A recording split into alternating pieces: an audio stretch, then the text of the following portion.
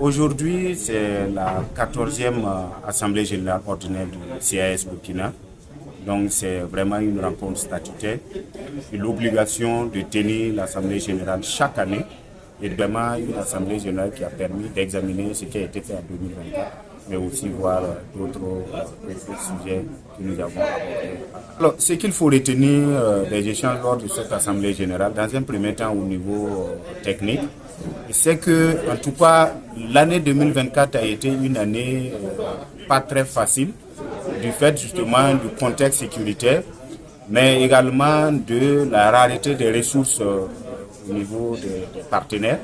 Donc, ça a été une année qui a été assez difficile. Mais malgré tout, on note tout de même que l'association CAS Burkina a réussi malgré tout à mobiliser assez de ressources, mais surtout à mettre en œuvre un certain nombre d'activités au profit des bénéficiaires sur le terrain et donc de façon générale au profit de la nation du Burkina Faso.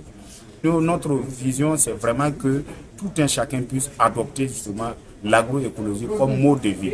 Donc, nous travaillons à ce que vraiment les gens puissent adhérer à cette vision. Donc, au niveau du conseil d'administration, on voit également que les acteurs ont vraiment travaillé à ce qu'on ait justement cette mobilisation des acteurs au cours de l'année 2024.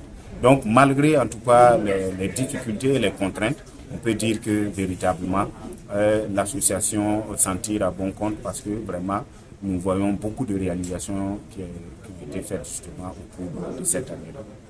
En termes de perspective, il faut noter que nous poursuivons toujours la dynamique. La dynamique, que ce soit du côté de la recherche-développement, nous allons toujours continuer cette dynamique-là, de sorte à développer des technologies innovantes, des technologies dans le domaine de l'écologie pour vraiment accompagner les producteurs sur le terrain.